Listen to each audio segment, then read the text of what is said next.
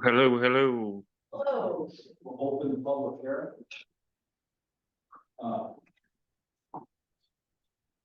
This hearing is for the purpose of accepting comments on the adoption of videoconferencing policy in accordance to section 103A of the New York State Public Office.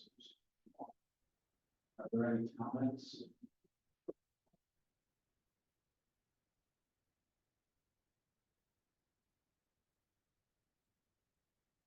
If there are no public comments, how long should we leave this open? 2 minutes? Yeah, I would leave it open for 5 minutes or so and then can close it out. We'll keep the public hearing open until about 5 to 10, and then we'll move forward to the meeting. Close the public hearing.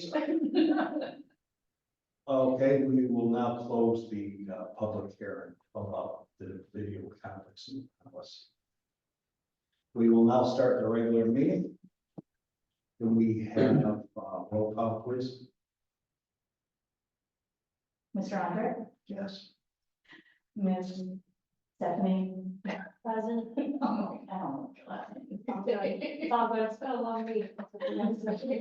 Mr. Rumble? Mary Jean, Here. Call me Miss Tessa. And then absent are Ms. McIntyre, Ms. Weber McLeod, and Ms. And then so that. We do have a quorum. And Mr. Petty, who I thought was going to be here. Okay, so when we came back from that. Oh, maybe he wasn't going to be here. That's right. He's in Italy. That's right. Okay, now we have minutes for review and approval. Moved by Jimmy, have a second. Second. Seconded, all those in favor? Aye. Opposed, abstained, carried. Ms. Tessa, bills and treasurer's report, please. I've got the bills. Oh. So the bills, we have MRP, so basically, let's see what happened here. I didn't update the thing. Okay, so there's 2 bills, one for MRP and one for meters. So the MRP is the monthly contract. This included some work from the first month. I was trying to do it the specific dollar amount per month, but there's a lot of stuff that went in that first couple of months. So that's why that bill is so high, but I think that hopefully will be coming down. And now I'm actually working on things like projects, which is great. We're working on pipeline as opposed to QuickBooks and migrating things, getting credentials. So that's lovely. And then the second is last month we were migrating, or earlier this week we were migrating the website.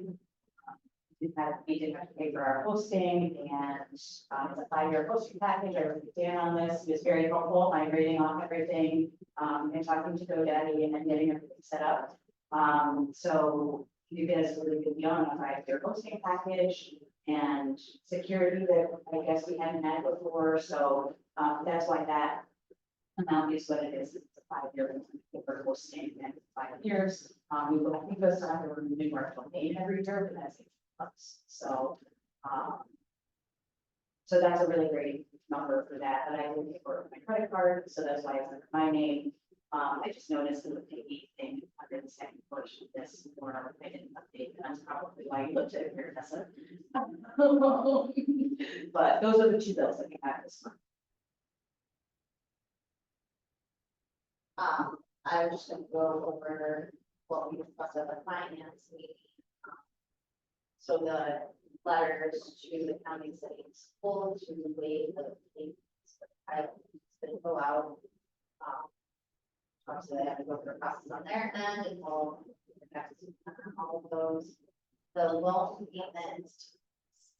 It's on That are the family. So, but I'm sorry. That last thing was. for the letters going out, so Rob has together the letters to waive the late fees and penalties for the late pilot payments. So the school, county, city, each should have gotten all of theirs I know school board meeting's not till the 30th. So tomorrow is their meeting, so by the time. That's official. I haven't heard anything about. Sweet, so, hopefully by next month, we'll have that all official. We discussed the loan payment that the auditors suggested that we put off. We sent that payment out, so that's paid in full, and that's what the auditors suggested, and that was also further. So we can check that one. That, so the update on the bank accounts, we had discussed looking around to see if we could use most of our savings to put the CDs rates are higher. Chrissy found that is would be each month, so we put $75,000 in the CD there. And that was 5%. Then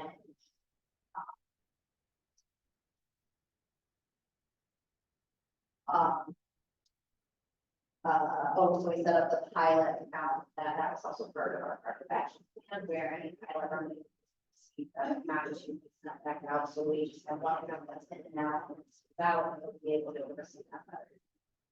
They different, we thought that $500,000 just for the total cushion.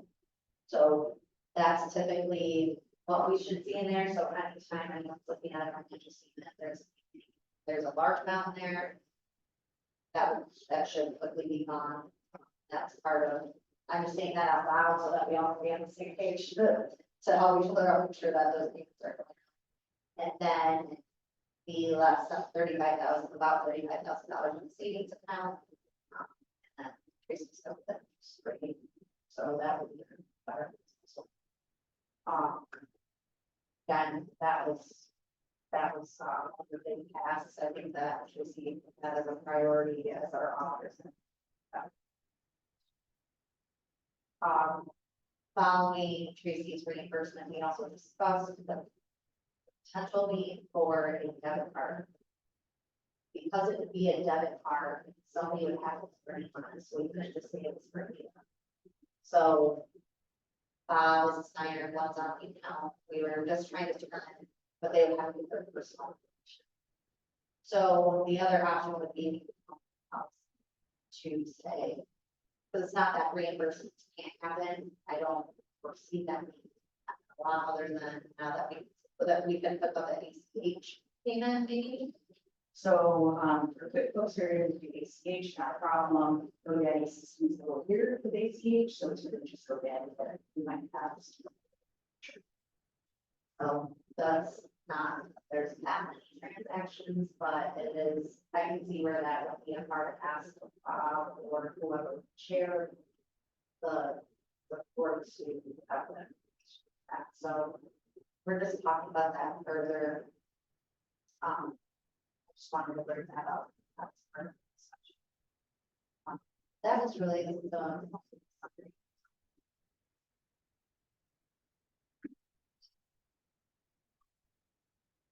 oh, and then we're going to talk about the RFP. Got that, you know. Okay. Anything else said? And then we motion this. Second. Any discussion? Favor? Aye. I don't oppose. So I was the first, Dan and Jenny.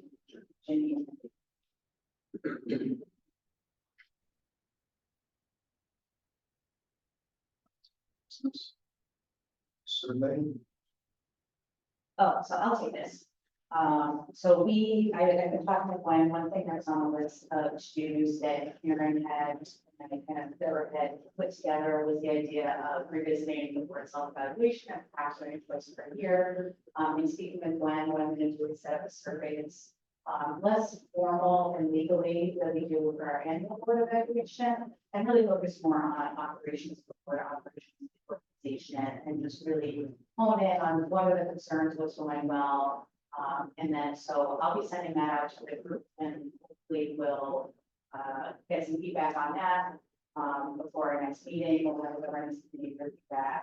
And so just keep an eye out for that survey. And we're just looking to establish a baseline to better understand what the concerns and needs are. And then we'll repeat the same survey that we do with the regular annual self-evaluation in December. So we can see how things are progressing over time. If there are any concerns, if things are heading in the right direction, or if there's other things they need to focus on. So that's just a heads up to keep an eye on for that survey. Anything else on that? Chris? Nope. Thank you very much. Thank you, Chris. Okay, unfinished business, we'll move to residential property. And that's a item functions. Fire. Introduce yourself, please. Name is Steve Bart. I work for the real estate agency. Dispatcher to sell foreclosed properties. We're able to sell $460,000 worth of revenue in the city, which is sold $895,000 worth of assessed value back on tax rolls. That was the previous year, and I won the award again for this year. Chugging away. I enjoy doing it. I appreciate doing it. And, it's work. The system works. That's a very valuable experience, right? Previously, that was an auction. We don't control buying properties, that's why we're in the situation where staff came to us. We've got an idea. And it's pretty. A lot of investors, or not a lot, a few investors have come to me while trying to purchase houses that were listed. This is great, it was, this and that, when they went to auction, we were able to steal them, and I went to auction, so the bidding starts at 60,000, we get 60, go to 50, go to 40, all the way down to 5, and also somebody bids, 5 and a 7 and 10, and they sell for nothing, and the same people sit on properties now, buy more properties and sit on more properties. This way, it's a nice way to kind of filter through the offers. We just had one in Clarkson, we with 6 offers in 3 days. We're able to go through every offer and see, do you owe taxes on any other properties? Do you have open code violations on any other properties? And if you do, it's essentially eliminate you because you're getting more problems. So the perfect example is Dr. Stankus, that there was a property that he had the most experience restoring historical properties.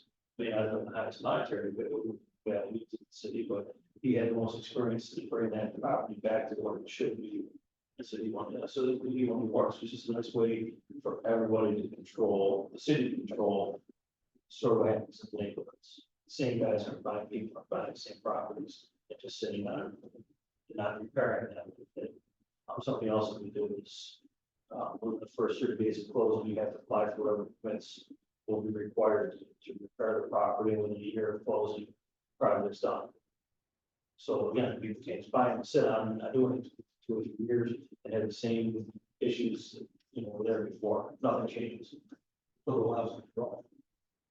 We would essentially going to auction, which was good for investors, and the investors stole properties, but it wasn't good for the city. It's definitely a better route, I think, anyway. Sure. After the last meeting, I reached out to Steve for a conversation about the four residential properties that he owns, not granted in the case. And in talking with Steve about the idea of I did reach out to APO and they said you're gonna have to have an appraisal and waffling about it. But then talking to Steve, he had a great approach with what he's doing with the city on how to handle this. So he doesn't want to kind of run through the process of things. The way we work it is buyer pays for survey, buyer pays for everything.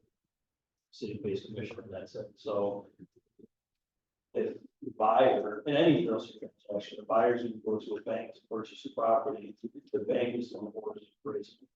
You guys have paid to have appraisal on the property, you're wasting your money because it's not going to buy it back anyway. They're not going to use your appraisal. A bank finances one of these properties, they're going to control appraisal, they're not going to use it. So I can do a comparative market analysis on the property, very simple quotes and comps, see what other properties are selling for, and give you guys what we feel is a fair price to list at, and then go from there. We could save money, again, have an appraisal, an official appraisal done. It's always. Then the appraisal just needs to go to Yeah, and following up with Rob on this, he didn't see an issue with this, we would just need to make sure we put in a contract language that either it's included as a recipient of the appraisal to make sure that we actually get a copy of it and we can send it to other needs. And then, what I'll also do is when Steve does his initial market analysis, I'll send those to the ABO and see if they'll accept those, as well. And then in the case that it's not going to a bank, we would either just have to do the appraisal at that point or ask the lender to increase.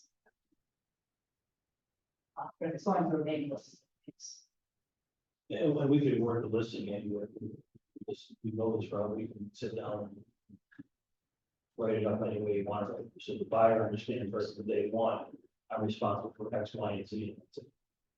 Like, nobody's ever complained, this is what it is, it's not by the property, responsibility.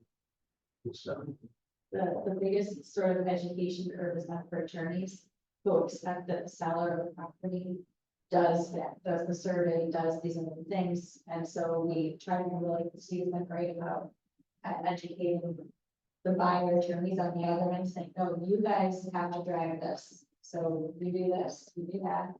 We get those to the city and then we create documents. Worked really well. Yeah. So we had a little bit of stop and start at the beginning of things, but now people are used to our sales. So. Let's see. I'm sure. Thank you. Yes, sir. For the graphics. Yeah. Anyone have anything for Steve? What we want? I would just like to, so, if the board is amenable to moving forward, real estate, residential real estate contracts are very standard at this point in New York State. They're kind of set by law. So if the board is interested in moving forward with contract with Steve, I would just need to do a motion to do that, subject to review by. Yeah. Bill was not prepared to step in today, so it was the last minute thing. Oh, Should we read the motion?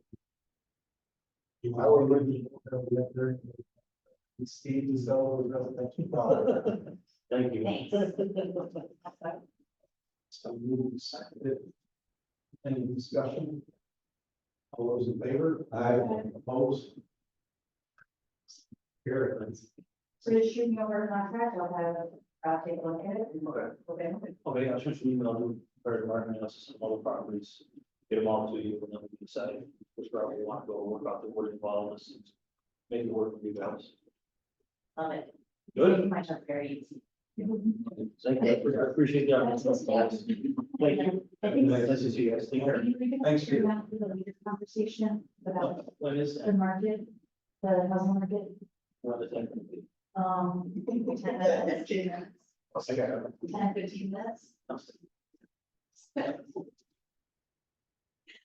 Okay. Okay, now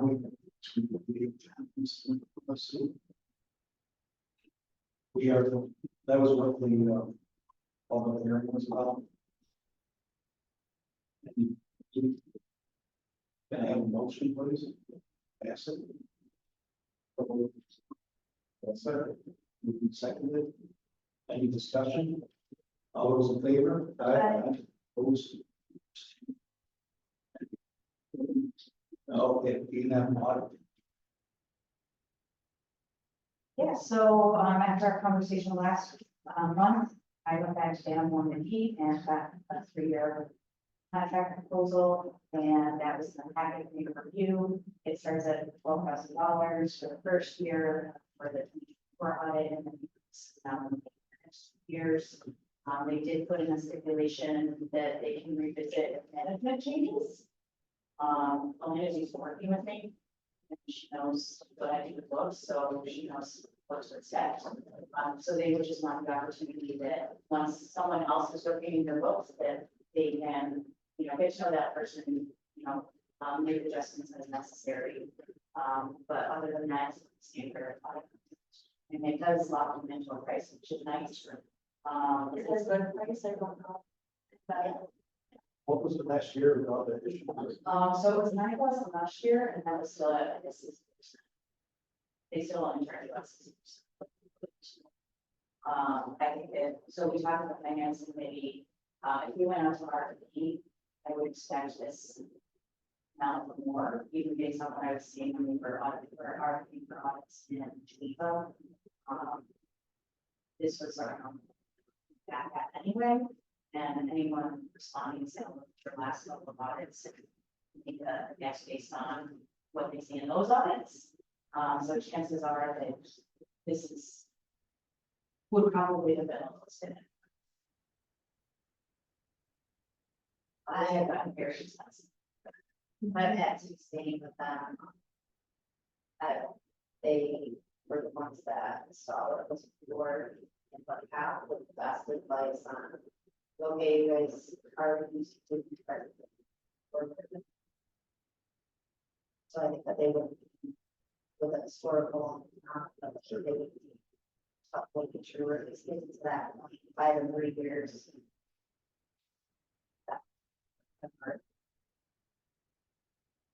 Anything else? Have a motion to approve the contract with Twist. So Second, seconded, all those in favor? Aye.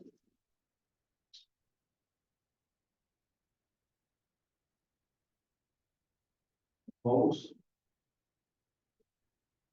I don't, abstain. Thank you. That was, I can believe. oh my, it was crazy.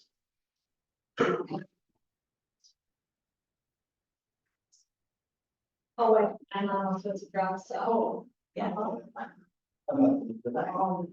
Yeah. I already said I was fine.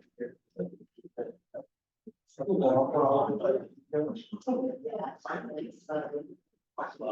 You know. Most of those that, yeah. I don't want to see. Alright, Correct. so, setting that every time. It would move to, for education. Yeah, so, tonight we wanted to have a conversation about housing. This is something that we are talking about. We have projects that are coming our way, and just wanted to have a general conversation about how the board is feeling about their goal with housing. So 2 things that we want to start with are Steve, since he was going to be here anyway, just to kind of give us an update on how things are looking in the housing market and what's happening with housing in Auburn. And then have Jenny speak to the pro housing certification that the city has gotten. I'll talk a little bit about some background information on how ADA has worked with housing in the past and how what I'm seeing with other IDAs. And then I would like to have a conversation about a specific project that is in the pipeline right now and what will be coming. So everyone's cool with it. I'll hand it over to Steve so he can bounce. But Steve, if you're going to just give us a sense of what the market is like right now. Are there are you seeing shortages in housing? What's the general? Supply and demand. This is economics 101. The supply is still extremely low. Driven the prices up. It's leveled off, but it's certainly, there's not a nice house comes on the market. I just was going on several roads like 45 minutes. Not houses just they don't nice. I've seen an influx in single families who drove way up 4 or 5 years ago. That's ridiculous. That's leveled off. Still elevated, probably always will be. But again, it's based on supply and demand. What I've seen recently in the past 6 to 8 months is an increase in multi-family sales. Bidding wars in multi-family that I've never seen before. I was working with a lady whose son trying to get his first place. We had 6 different places we lost on bidding wars. Just so definitely an influx there. I found largely 4 family potential, 4 family number of 6 offices, 4 of them. Out of the area, with the city, so it's tough to gauge what type of work they do. Local guys, we know what they do, we see what they do every day. So that's bad enough, but, they've realized that a $150,000 house in upstate New York is a mansion. Compared to what they used to spending on the city, they spend $350,000 in the city, so they're starting to migrate north for investments, which is a bad thing, Probably produce the question. of course. So are people are buying them, living in the homes, or they working, or they Airbnb them? Is I was surprised to see the letter get purchased and then recently go back on the market for your. Right. And again, that's in a town, that's not the city, but I just, Right, I'm yeah. curious on what you've seen. I get questioned all the time, people love. All the time. Or requires approval. In the city, we do have a short-term rental application process. So I don't know about outside the city. I don't think the Wasco does, I just hope it's up on. Hazelbush. But again, as far as the housing market itself, the office always very steady, the city is still steady. And rental properties, so this surprising. Why? People that are looking to rent. So there are a lot of people. So there's that piece of rentals, handle rentals for our office. I'll send out, I'll post an ad for Pleasant Homes. And I'll get 100 people within 2 days responding to the ad. First thing I do is send out a rental application. You can't take 2 minutes to fill out a rental application. No sense of talking it. And out of 100 people, I usually get about 3 take the time to fill out the rental application. Probably because they've got 4 evictions, they got 2 evictions, they don't have a job. Obviously, the reason why they're not filling. Now the 3 that I get back, usually there's still 2 of them that. Just aren't a good fit. That works, they don't want evictions, they don't want expensive. They want you to have a job, they also want you to serve the background checks. So. There's that, when you shop around, there's definitely good people that love to rent. Sure. You have to get some job around or something, 7 or 8 evictions out there. Fill out application for month. Third part, again, surprising. Yeah, Do you have any sense? Percentage above set value of houses or something? I will say. Off the top of my head, I'd say 95% of houses sell something above the set. I asked that question because I look every time in the neighborhood, it's trying to gauge. You reevaluate every 4 years. Right? Laws, the law. So it's not due again to 26. And I see what these houses are assessed at for selling. The house on Park Ave, the hospital was sold for $250,000. I sold 2 things, a bit more, I sold for 180, it's assessed for 120 something. Oh no, it was assessed for 137. They did a beautiful job flipping that, but it's not. Yeah, I still think, well, that beautiful house on South Street that Zeros is selling, they could think like $1.4 million without. Think of that. That's gonna sell. It's probably worth it, I just. It's not from that. You take a different approach if you were to see. Or is a stretch. Also beautiful, I bet. But it's Dr. Stangis's place. They invited me because he had an offer on Dr. Stangis's place. And of course, I can go over and wanted to show me through the house like it is. I felt bad for getting off much of very beautiful. I felt like very, very odd, but everyone. So. But to your point, yeah, you got a place in Iceland, just sold it was 4 on a border, so 5 on a border. Great, but like, don't think like it's working. anyone selling their home, where are these people from? Are they selling homes themselves, or are I can't disclose where that person came from because they're connected to the community, but, they're moving from out of state. I don't know. Yeah. which is great? Yeah. Regardless of the market, there's always people like selling markets. Right? Probably some. Little time. And you still have to live. You still have kids, you still have to do a job, you still have to certain, you still live, you're still buying and selling first. That's the price. And a lot of people were looking right now, not finding, all those same things in them too.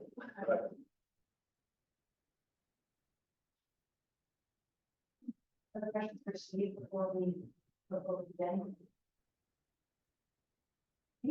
Yeah, worries. Thank you. Nice to see you guys. Take care. Good night. We're just mental. See ya. So we want to see a quick overview of the housing stuff. Sure. Sure. So Governor Wolfo about a year ago rolled out a program called Pro Housing. And what that is a program that essentially a community commits to being housing friendly.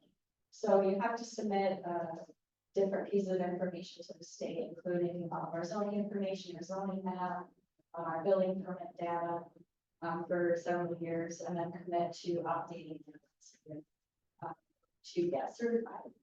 City did that. We were one of the two first communities in Central New York to get certification.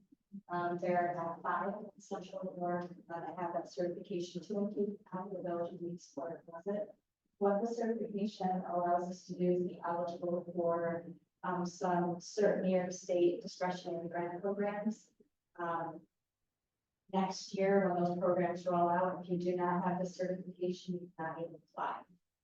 Programs like Restore New York, Main Street, and Downtown Revitalization Initiative, and a few others. So we're excited that obviously we are committed to appropriate housing development for the city of Auburn. At the same time that we were pursuing this, Empire State Development, so the state's lead economic development agency, our Central New York person, Dan Kalinsky, has started pushing economic development agencies, IDAs, and anybody who will listen to them, including the Youth County Legislature that he presented to June 5th, to consider the importance of housing development as related to economic development. Because what he's hearing is businesses in his ears saying, I have all these jobs and I have no place to put employees who, are going to come and work for me. So we really need to lower our I don't know the data we talk about that, but we're X units short in the region because of Micron coming, our own companies coming, he has jobs that we have available that we're really for. So so Dan and others are really trying to press economic development minded entities, agencies to think about their role in housing, including in this case. IDAs can do housing. Tracy's going to talk about what this IDA has done actually very proactively. That kind of you were in it before your time, really, in doing some housing projects. And so we, of course, We did it before it was cool. that's right. Yeah, we did it before it was closed. So we really want to encourage Ada to think about what your role would be related to housing. But it be pilot agreements, your typical incentives that you do allow for because of the community benefit of the housing project. So we do have some people that are really interested in doing some work here with housing development, both rental housing, and we're trying to work on some folks that are interested. And on the rental side, we've got folks that are big developers and a guy that's works for himself that's building duplexes over on Karpinski Drive and renting them just like that. So, it's people at all levels that are doing it. One of the things that, the city is also pursuing, hopefully in cooperation with the county, is, a housing market study. Because one of the things that, we struggle to provide to the city council when we are bringing a housing deal to them or any sort of deal to them and purchasing properties. What do we need? Do we need affordable housing? Do we need market rate housing? Do we need single family? I've never been able to really provide them good data, except what the developer themselves, brings along with them. They of course say that you need to eat them. So I'm really excited about doing that, so I can say to the council, hey, this developer is going to meet our need in this way. So we are working towards that and working to get some funding to do that work. When Dan Kalinsky from the SD went to the legislature, he was pressing that on that same point about the importance of doing it. So with all of these initiatives, we just wanted to talk to Ada because we think it's really important on the economic development side to think about housing. Because you can attract all the companies you want, but if you can't raise anywhere, that's a real struggle. So we think there's a great role Ada could play, and we'd love to talk some more about it. And Tracy referenced a specific thing that maybe we could work on soon, but I'll let her talk about it first. So who can conduct the survey? It would be the pro housing. The housing market study. So right now, Under State Development themselves are doing a regional housing. So we're waiting for the results of that, which is going to be very high level. So, they're doing some work in Cuban County, but it's not going to sort of dive into the nitty-gritty of what we got here, what we need here. Interviews with our companies as to what their employees are wanting to see in housing. So once we get ESD's results, that's going to help us with our scope. To go dive a little bit deeper in. So, the city of Auburn, we're going to do it regardless of what happens. With a partnership with you, the county, we're hopeful.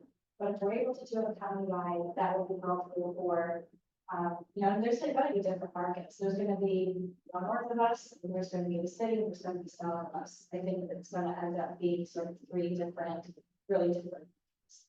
And then, we'll be able to say, okay, maybe they don't want housing development, and that's fine. Then we know that, and then we don't try to go and market, parcels.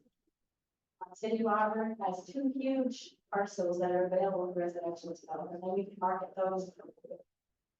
In the south, there's lots of farms, and they're selling their land to solar and other things like that. So maybe there's not an opportunity for housing development.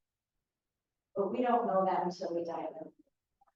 So that survey would really go out for like a year.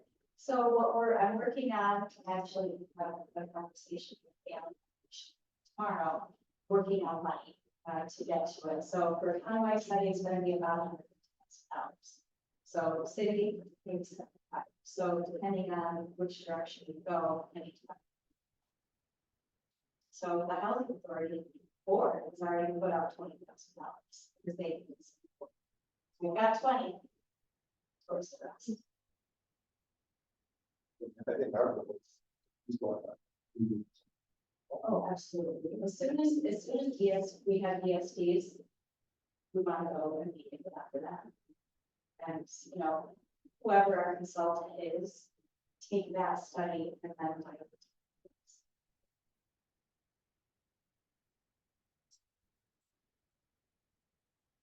and that helps us down there and connect developers. We already have some people interested, but just helps refine what we want so that we don't just say, oh, they're interested in us, we need to do that. We can say, we don't need that type of housing development. We're good enough that we know we can try this. Yeah, it'll be interesting to see the results of it because if we want to pass what it's going to be about, you never know. I also think a certain percentage of these, if you build it, they will. Not saying if they don't. High end type house developments that will rush in and But, I'm very curious on what they say and how the income levels come back to that.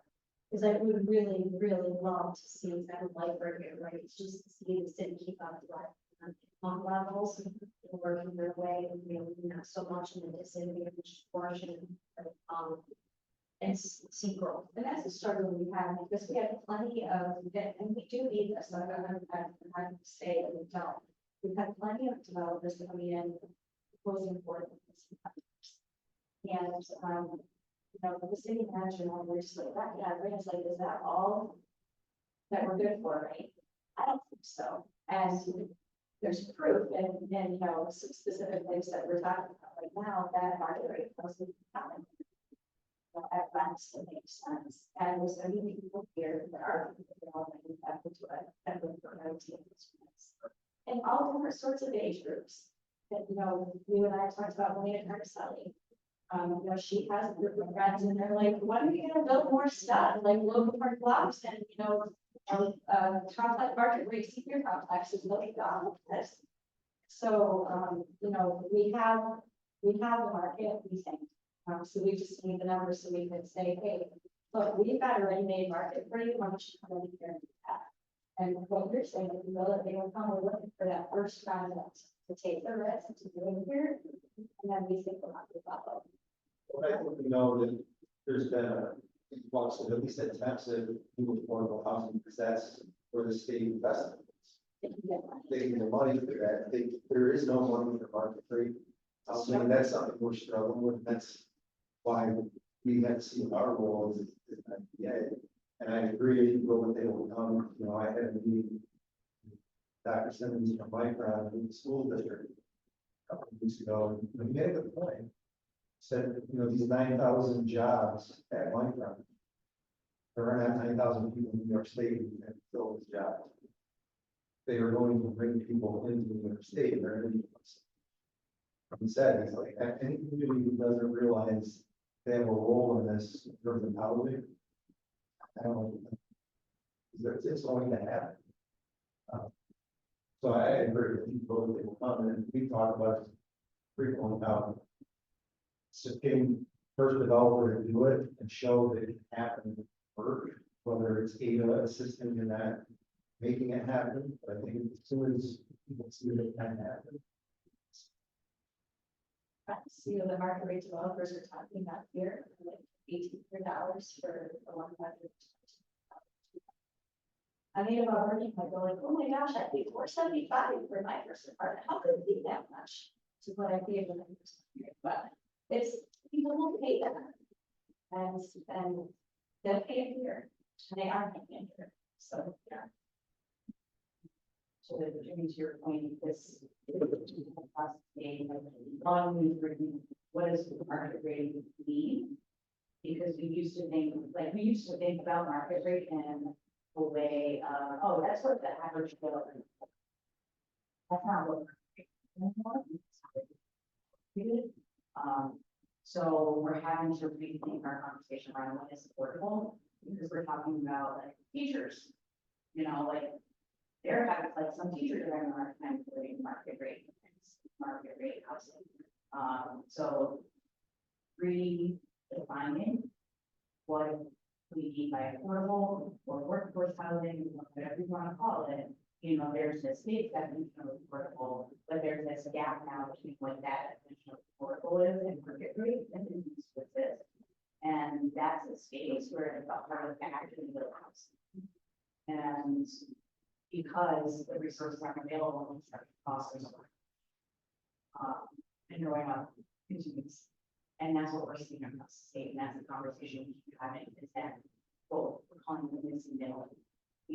People who are making good incomes are doing things like they're middle income households, and yet they can be,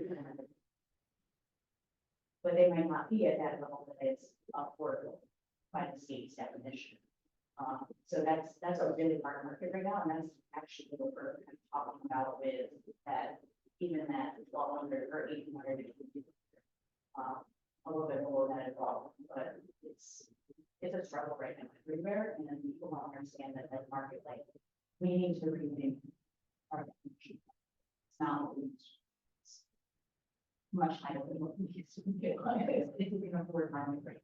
And to your point about the market rate developers, there's no state programs that offer assistance. They're dealing with really high and expensive financing, really high construction costs. So for them to bring a project to us where our community can afford to live there, it's a challenge. And that, I think, is where we can start talking about IDA assistance and incentives to help fill some of these gaps where, you know, in the past, you might have said, well, it's a market rate housing. Why should they need us? Because they're gonna. But like Tracy said, there's a bit of that. Because struggle with these guys to build something where they can make what they need to make and have the next be important. So that's where we come in, you know, with some incentives to that today. Well, that's interesting to hear that type of problem is everywhere because. And then there's no how. There's those differences are, like you said, like we're gonna, it's not that we don't need affordable housing for section housing. But we also need to be able to have like the teachers, like that, you know, sort of like, we're afford to live in a house, like, nobody wants to be a house for, you know. So they could, a lot of people suffer. There's, you know, there's a lot of households that you would think. Okay, so really quickly, in the past, there's been kind of in recent history, three projects that were strictly housing that ADA has incentivized. One was Logan Lofts, and this is kind of the example I think is the most synonymous with this specific project that we have in the pipeline right now. You know, it was a pure rate, which was one interesting component of it, but it was all market rate and higher end apartments.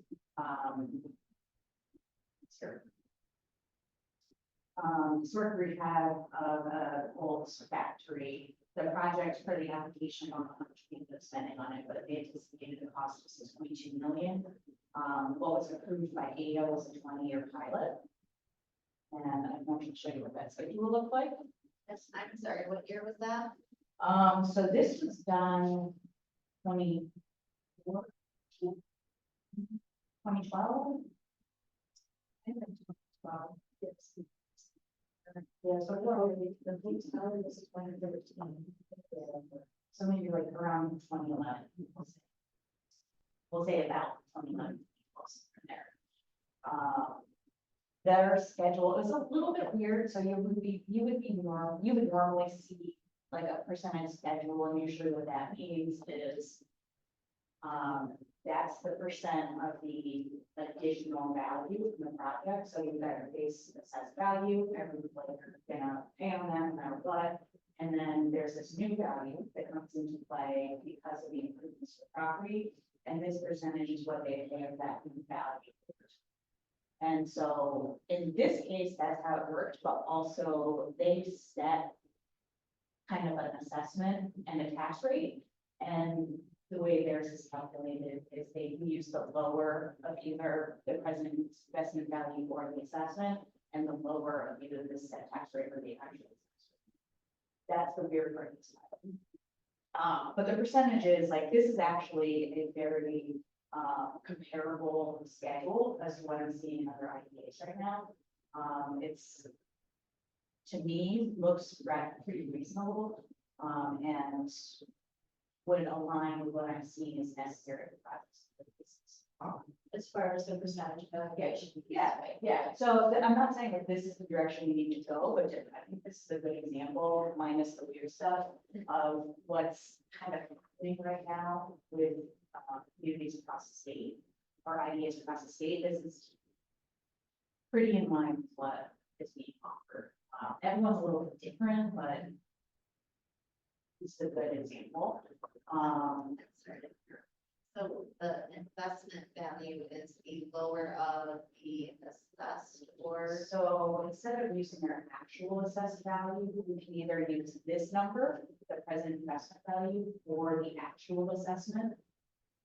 Whichever is lower. so what is the present investment value, I guess, like what is it? That's what they're saying, like, oh, if our assessment goes above this number in this year, we're gonna get this.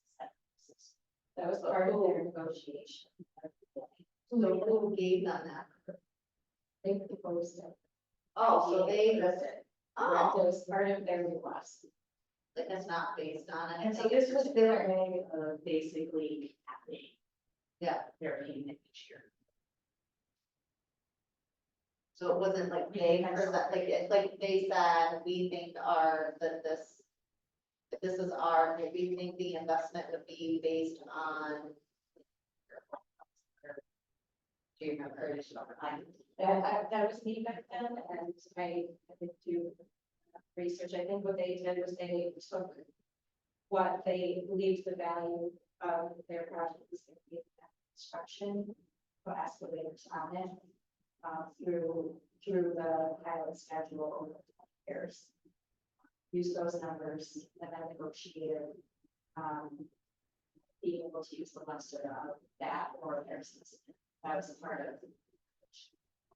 I'll say in reality, what we've ended up using is this present investment value and the actual tax rate. These anticipated tax rates are actually higher than these tax rates are, or what the combined tax rates are. but then they would go a little lower. Correct. So we in practice been using this present investment value because their assessment is actually higher than this, but the actual.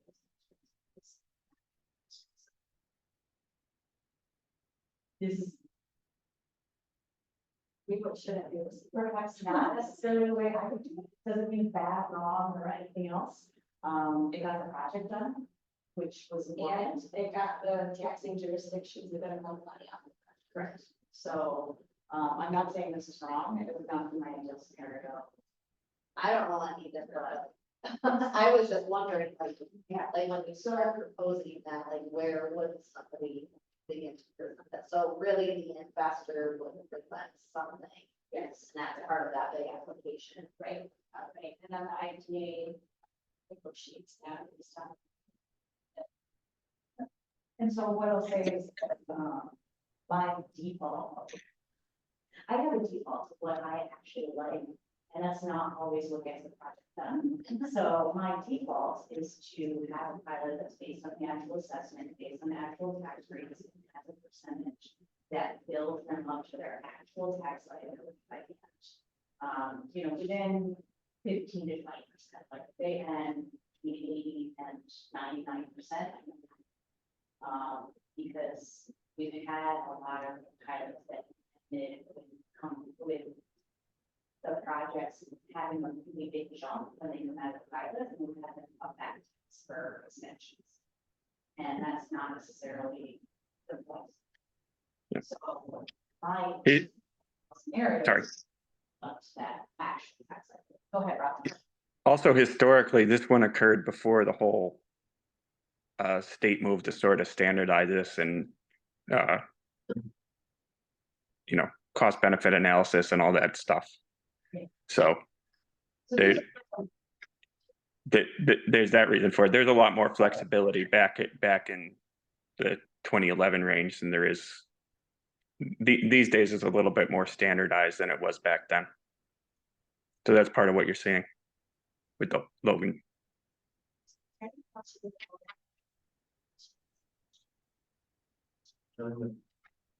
Well, we all. If I wait to stay here all night, it's possible. No, I mean. I guess the vaccine for numbers.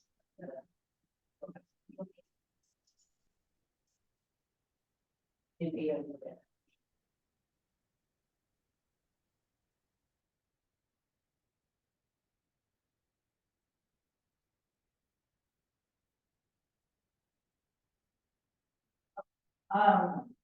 So just really quickly. We'll kind of get back to this conversation, but. That's, and I'm sorry, that makes, I was Just wondering like where it would start. We're gonna skip a little bit and then come back to it, so that we can. um, So we have a project. It's a market rate. How many units? 70 and 70 units. Is this something that we can do? I think we can say enough. So it's still a confidential prospect, but it's 70 units in a market rate project. They would eventually come to us for a pilot or a minimum assemblies. That would be part of their performance to make the project financially viable. Sooner than that. What they also need is some grant funding. And their ESD does have some road housing infrastructure, basically a municipality or theoretically 98 can apply to do some infrastructure work, redevelopment work on property that would then become housing. This is due July 31st. The developer is currently working on the on behalf of whoever the applicant is going to be. But there's some weird caveats in this funding source that if the city's the applicant, they need to own the property. Right, Jenny? And We're trying to get around that right now. We're pushing on ESB right now to try to get them to give us flexibility. We're submitting this application regardless of their answer. But the IDA potentially still would work as an applicant. right, because the IDA takes title to the property anyway. So what we're trying to figure out with ESD is if Ada had title to the property as a pilot, would they be considered the owner of the property rather than making the city ownership of the property? This way the developers own the property. So if we're gonna have to make some assumptions, and we were talking a little bit before we started about. And the developers actually. So there's gotta be some, we're not gonna have that figured out in 2 weeks. But so we're gonna have to make some assumptions on things to submit the application, but we'll work through that. Yeah, so I think the question that we're asking here is if it makes the most sense for Eda to be the applicant because we can the owner in name through our normal processes rather than actual owner of the property. Is that something that Eda would be willing to be the applicant on? And also, just so you know, basically the way this would work is it's a reimbursement grant, so the project would need to get done and then be reimbursed by the state. And the way I would see this working is there being some financing with the developer to cover the costs, and then the reimbursement to us will be paying off that. So there's still a lot to be worked out, and we're still figuring out the structure of the program. So this is somewhat of a leap of faith situation. But as we work those things out, we can also say, you know what, this isn't actually gonna work for us. We're not committed to anything until we sign a contract. Right, so the way that this would work is it's due, July 31st, 2 weeks from today. The program allows for a maximum of $3 million in request. This particular project needs $1.5 million to make their financing work and grant funding. It's 50%, ESD will pay 50% of the total project cost. So in order to get $1.5 million, there would need to be $3 million in infrastructure costs. And then in theory, the applicant, whether it's the city or Ada, would need to quote unquote do that infrastructure project in order to get that $1.5 million reimbursed by our state developer. So Tracy talking about developer agreement for financing. If it was the city, if it was Ada, I would say, okay, developer, you're doing an agreement to pay everything that would be needed for cash flow to do this project. Because honestly, the city and Ada, don't have. that. So, so this works a little bit differently than some other programs that will allow us, the city to apply and the money to flow through to a developer. That would be the ideal scenario. That's what we're pushing on ESD to allow us to do. But if they don't, then we would need, somebody to sign on the dotted line to do that. But again, with the developers money. So it's due July 31st, but this is the application to the state is due. So the time, the reason why it seems a little like a quick turnaround is because by the time somebody presented the opportunity. So we've been talking to this developer. The only reason we got this project is that we've been talking to this developer for about a year. And they now are ready to, they launched the pro housing capital improvement grants. And that was enough for them to ante up their conversation with us because they were struggling with how are we going to fill this gap that we're seeing in our costs. Is that using the state? Who's that? The developer that we've been talking to, Yeah, this pro housing money rolled out, they said, oh, this is an opportunity for us to okay. fill this gap that we have in our performance. 1.5 million. So, our conversation got more serious at that point. And, now here we are figuring out this is fine. So the money piece, the program requires 10% equity from the applicant, again. Development agreement for them to provide the equity, in addition there being a admin fee to bring those dollars into the coffers to the equity match. Or development fee or something.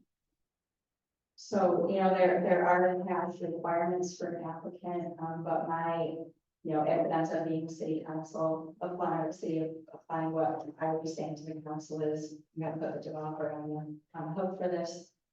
And if it's the IDA Tracy was saying to you, you have to put the developer on the hook for this. I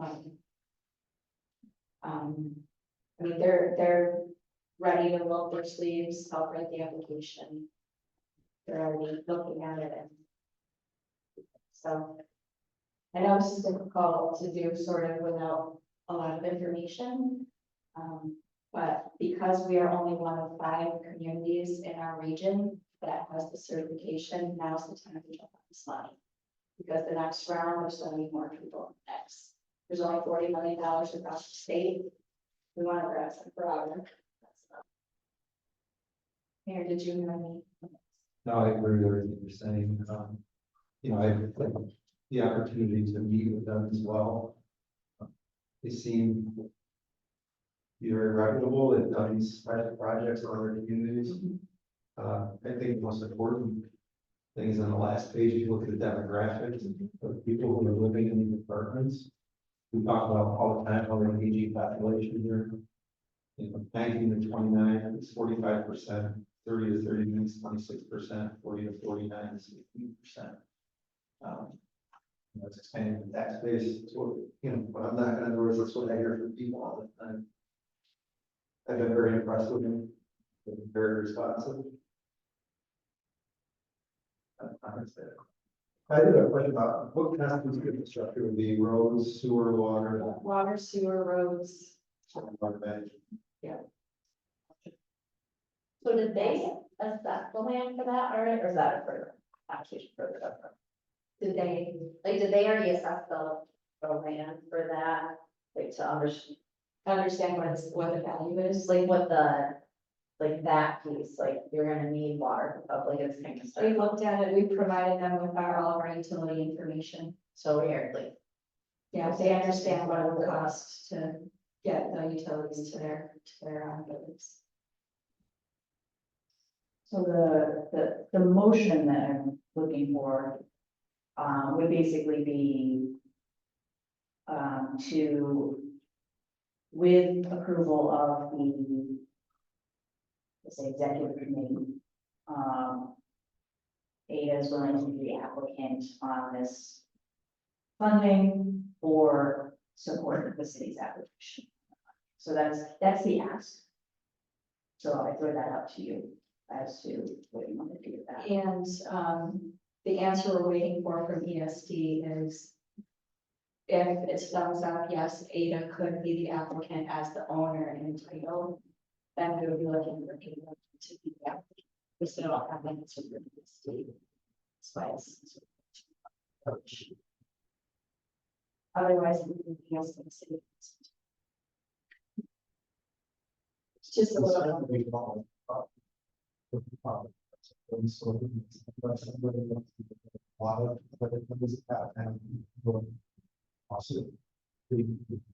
Changing hands on it. I feel like there are a lot of cards that are coming. There's definitely, a lot of variables in. Policies. Correct. Just moving. Right. So what I'm hoping is we get an application in that ESD will move and remove us a little bit. For time. For the other things. Just the word, if we get it, would be in late fall, probably, which would allow us. You're 100% correct. But I also think like the fact that we're one of two go out nor with their risk systems for housing. We can do that such a relationship with folks. Yes. Hopefully they're-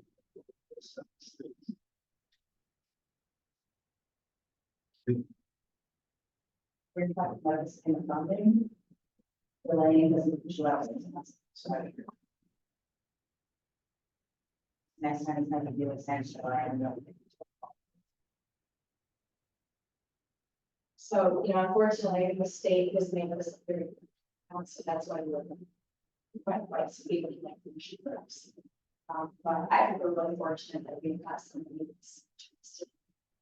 Building this.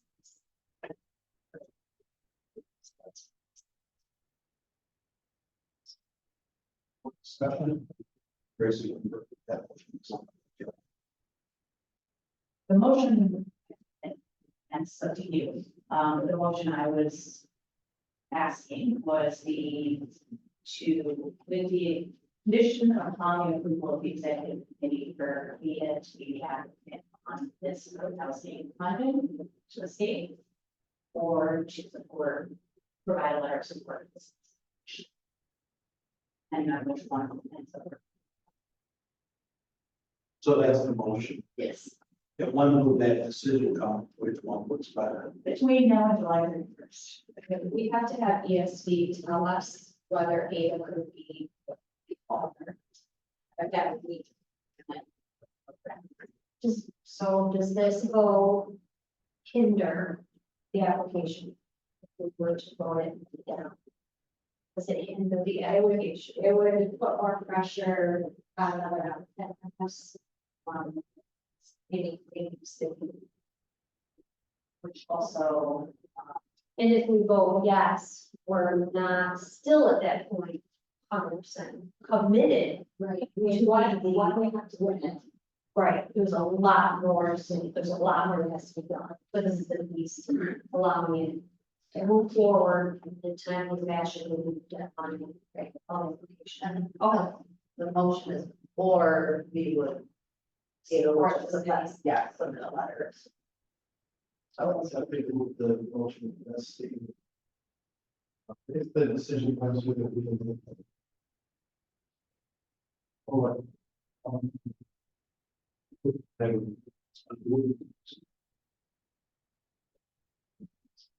All those in favor? Aye. Opposed, same. Carried. Thank you. Sorry, everybody, that's all. I think Tracy and I have a lot of work to do to hear this That's stuff. what I'm saying. They're welcome to case. Thank you. What is your daughter with softball? Across, Oh. so we're not. Thank you.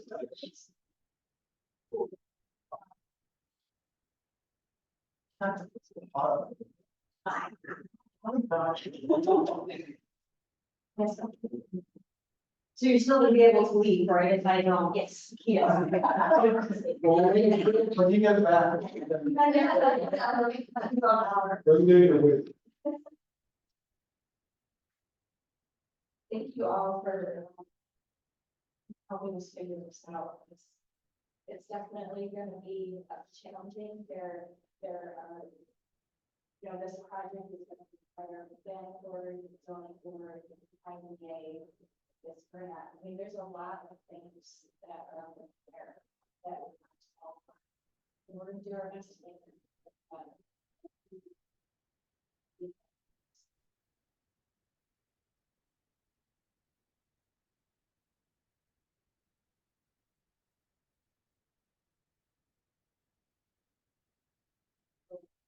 Coming back to like so, first of all, obviously, I have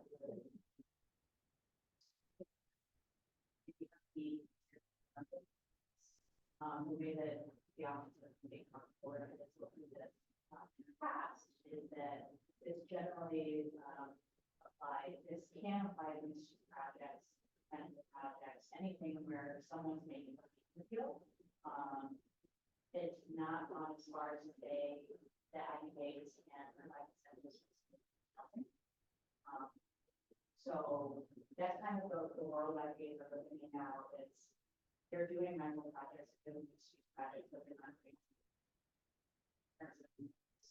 other ways that IDAs can participate in housing are supporting a housing study or supporting the build out of infrastructure or supporting an area where we want to see housing proactively doing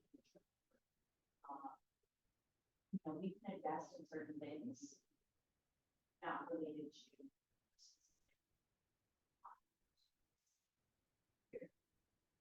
so there are ways that even but I would like to get a sense of everybody. How are you feeling about housing? Are you open to seeing housing, especially rental projects coming through? Are there any projects you're not interested in? And getting a thought needle of what your questions and concerns. I have to be honest, I don't have this discussion right now. I'll grab this. I don't have a sense of like why it's important for us to rent markets with $2,000. That's way more than I'm. So when we talk about like creating a bunch of one bedroom apartments at market, who are we serving? Who's going to look at $100 in one apartment? Why is that? I don't understand. I don't want to have a discussion about. Everybody else, I can apparently understand. We have to see her all night.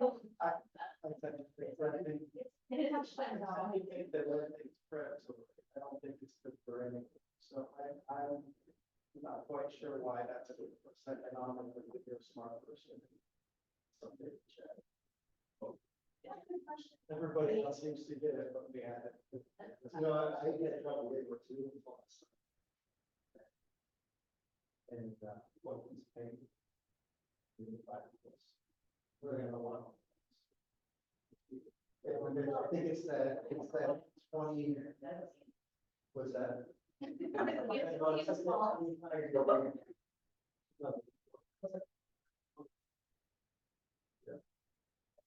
Well, my son's the same age as yours.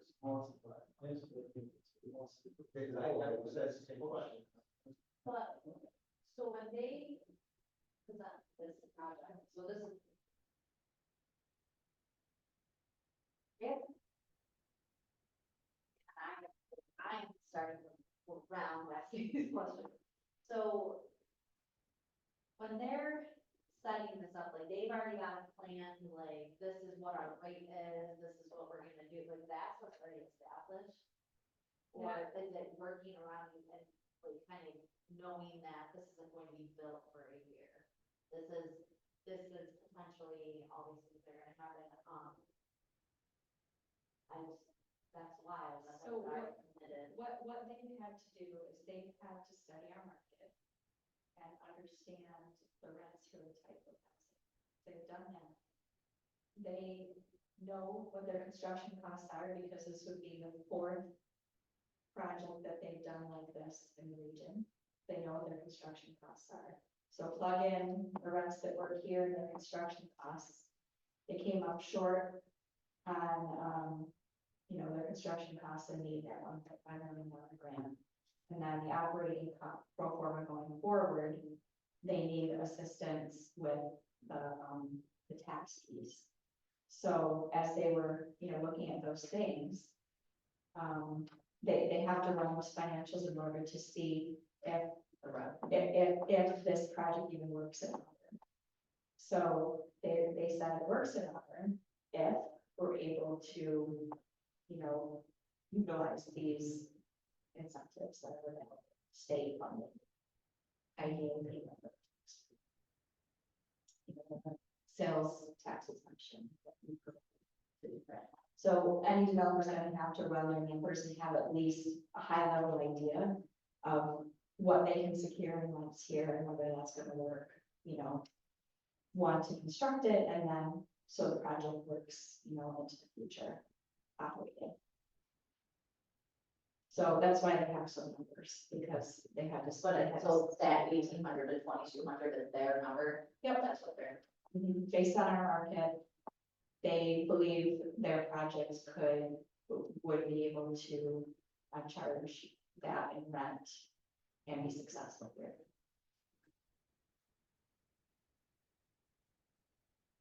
Sent us some preliminary numbers. I'm gonna take a little bit of a closer look at it because I'm certainly not normal processes, but one thing we do is a test of reasonableness for IPAs and like making sure that what they're asking for is really something that I'm gonna shortcut that a little bit.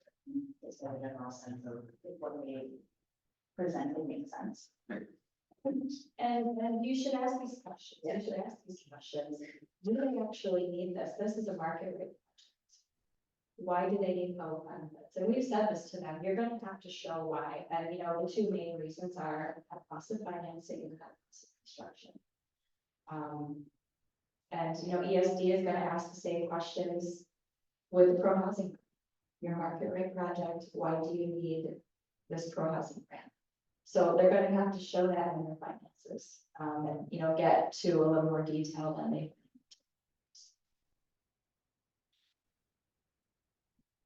So yeah, ask the hard questions. I mean, these you're stewarding, community benefits. So it's important to make them show that. I'm not opposed to housing projects, right? I mean, I looked on like the list of what the pilots have been on in the past, and it seemed like we looked on housing to factory to. But it is, to, I guess, being newer on this side of the table, it is interesting to see like when the developers coming to present and they're throwing out this data, it's hard for me to pull from question where does that come from?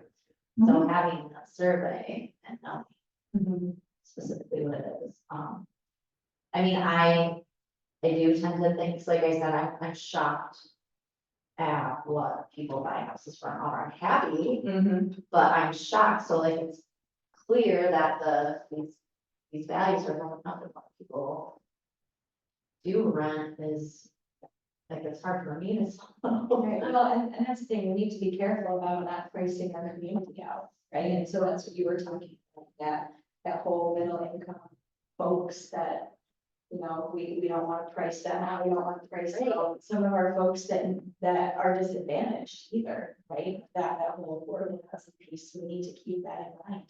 And Stephanie Hutchinson and her board is very concerned about, the high pricing that's happening for customers. So, and that whole balanced stock portfolio approach, we just need to understand what that is for housing. A whole housing strategy can't just be about market rate rentals or single family or whatever. It really needs to touch all of those things because if there's not like Ada, can only do so much as a single family at this point. But if that strategy isn't also happening, there's no houses for people to buy. So where are people gonna go if we can't afford to buy a house now? And with prices being where they are, to become that gap between how expensive it is to rent versus own. In our rent, it's always been cheaper to own, but I think that gap is getting closer and closer now. And, when you're talking about $400,000 homes, you know, so the strategy has, like a full housing strategy needs to look at all those pieces. It needs to look at low income and affordable. It needs to look at that missing middle for both rentals and homeownership, making sure there's property or figuring out how to create properties that middle income class can actually afford to own. And then making sure there's space for people with higher incomes, that there are quality, higher priced units available to make sure you have a full spectrum of residency income. So this is just one piece of it. And that's the whole one. That's when I think about an overall strategy and analysis is you can say, okay, we need to touch all of these things. This one project is just one piece of that. I'm gonna be able to talk further about developers. Can you look at scattered site rehab so that we can get into our neighborhoods and get the support that we need there? So I think like a project like this, even though I prefer, you know, concept, I think could take some folks that are ready to downsize their houses, put them in their apartments and make their houses available to some younger families. That makes sense. My parents, my stepfather, things that were working for. Well, but, and I think maybe to dance was. Maybe not too much for this one, but if you have like $2,000. Like where the rent is higher, if you're at that stage, you're that fixed. What I'm for, so it's. But I mean, that the 1.4 million houses were here, so, right, To your point about homeownership, you said Jenny and I have talked about. Because the IDA doesn't really have effect in construction for that, about what can be the city. Incentives that we got some ideas that start working through. But we're very cognizant that, you know, we still want people to buy houses. Plant roots here, build wealth. So. So I'll just tell you my little personal story. My parents lived on Captain Street, which is the street where my houses were 35 years. They were split level ranch, stairs, and all that stuff. At 55, which the IDA, they moved into 55, and so I'm going to host my son. I was going back here from Columbus. So I think that can be something. yeah, I'm not discounting that. The other thing too, place of this, you will be paying for it. So you have, that schoolhouse here, you don't have to shovel, you don't have to. Right. There's some people that are still food already. Yeah. Maybe she called them, right? They're what, my babies. So, so it sounds like we still have more conversation at that here. But. Wait, we had more to talk about? No, Oh, well, I mean, there's more to talk about. Oh, I was like, oh. That's hungry. I think that it's, there's a good possibility that we'll see an application to the IDA for this project. That's not more than a question. I see. Probably not until fall. Probably. Yeah, if he did, he went out there pretty hard.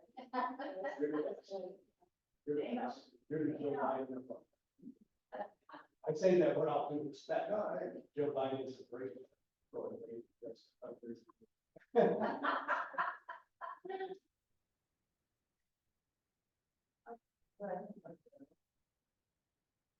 Have a motion to adjourn.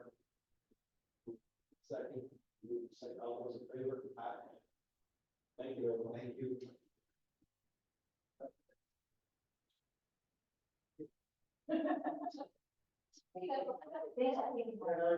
Yeah. Yeah, I saw that basically.